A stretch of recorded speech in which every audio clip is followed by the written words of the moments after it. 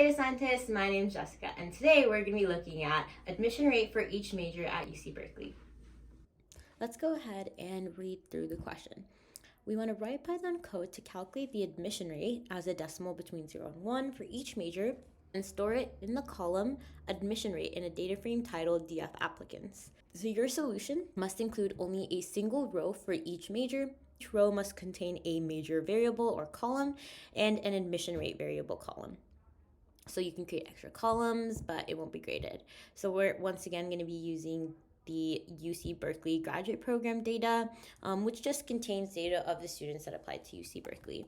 So first, it's always important to look at your data before you start doing anything. So let's go ahead and take a look at DF. So this is what DF looks like. It's the admission data, and each row is basically a student that applied to Berkeley in the fall of 1973, where we have the year they applied, the major they applied to, their gender, as well as their admission status.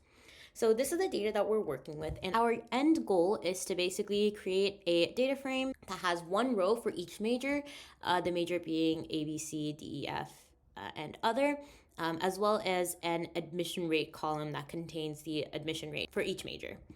So now that we know that, let's go ahead and basically just kind of outline the steps that we're going to be taking in order to solve this problem. So we need to calculate admission rate. So that can sound a little complicated. So what exactly is the admission rate? Well, it's going to be the number of people accepted per major, since we're doing it per major, divided by the total number of people that applied, once again, per major. So this is essentially what we want. So how are we going to get these values? Well, first of all, we need the number of people accepted per major. So in order to do that, we first need to filter out our data so that we only have the people that were accepted per major. So we're going to go ahead and filter data to only contain admitted students. So once we have all the students that were admitted, we need to figure out how many students were admitted per major. So then we're gonna have to basically group by our major to figure out how many students admitted per major. Okay, and once we know how many students were admitted per major, we basically have our numerator to calculate our admission rate. So let's go ahead and do that first. Let's create a data frame called DF accepted. And we're just going to use a conditional to filter out only these students with the admission status of accepted. So from DF, we're going to look at the column admission. And we want in this data frame only the students that were accepted. So let's look at this data frame, and now we can see that our admission status has changed to accepted for all the rows. So once we have all the students that were accepted, we need to basically group these students, and if you remember, each row is a student. So we want to group each student by the major that they applied to, which can be seen here, so that we can basically calculate how many students applied per major. So the way we're going to do that is we're going to be using a group by command. So we're gonna group by DF accepted, not DF, because again, DF accepted is the one that has the accepted students only. And we're gonna be grouping by our major column, because basically, if you think about it, if each row is a student, if we want to figure out how many students were admitted per major, we can imagine basically just grouping, splitting up each student into different groups based off of what major they're in.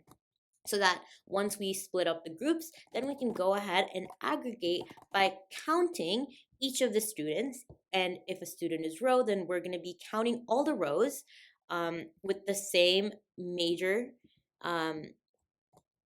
And once we have that, we're just going to reset index.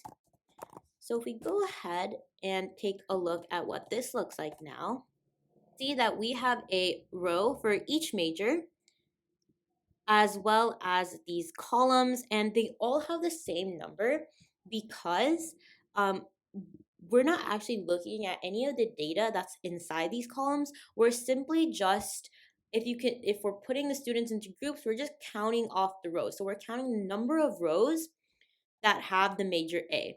So the number of rows that have the major A is 914. And that's why all three of these columns have the same value, because since we're summing up the number of rows, the actual data in each of these columns don't actually matter. So what this is saying is basically that major A admitted 914 students, B admitted 370, and C 321, etc. So we don't actually want to use sum, even though it's a little more intuitive to use sum, because you just think, well, I just want to sum up all the students per major. Sum can actually only be applied to numerical columns. So if we try to use sum, we're only going to have year, because year is the only number column. And it's basic. What sum does is it actually, instead of just counting the rows, it actually does look at the data inside the year column and adds them all together, which is why you can only do for numbers. So what this is doing is it's adding up 1973, like how many ever times for each major, which is why you get these really big numbers. And the reason it doesn't work for like a string column is because, well, you can't really add A and A. So that's why we don't want to use sum in this context. Since we're trying to just count the number of rows or the number of students that have the major A, we're going to be using count. So now that we have this, we actually have the values in any one of these columns, since they're all the same, for the number of students that were admitted per major. So we have the numerator.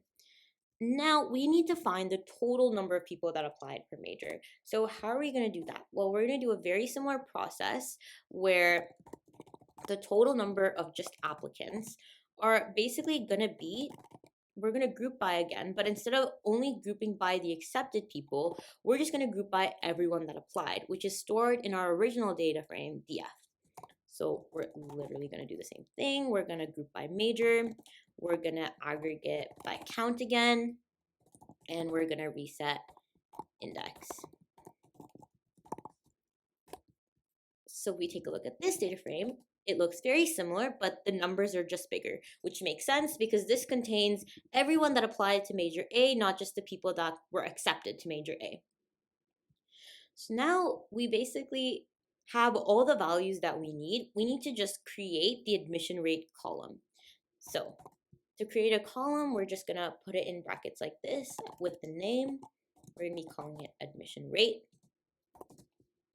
And now we're just going to divide the two columns, right? So this is our the number of people that applied. But if we take a look once again,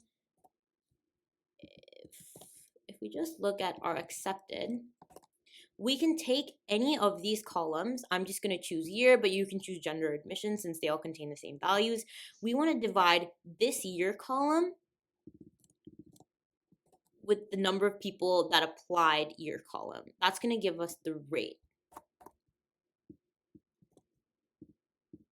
So we're going to take the year column from DF accepted, which contains the number of people that got accepted for each major, and we're going to divide it by the year column in DF applicants, which contains the total number of people that applied for each major. Now, if we take a look at DF applicants again, we can see that we have this admission rate column, which is basically just the accepted year column divided by the DF applicants column. So we get this fraction here, which is our admission rate, which is exactly what we were looking for. So let's go ahead and submit this code for grading, and yep, it worked. So that's how you solve admission rate for each major at UC Berkeley. Thanks for watching.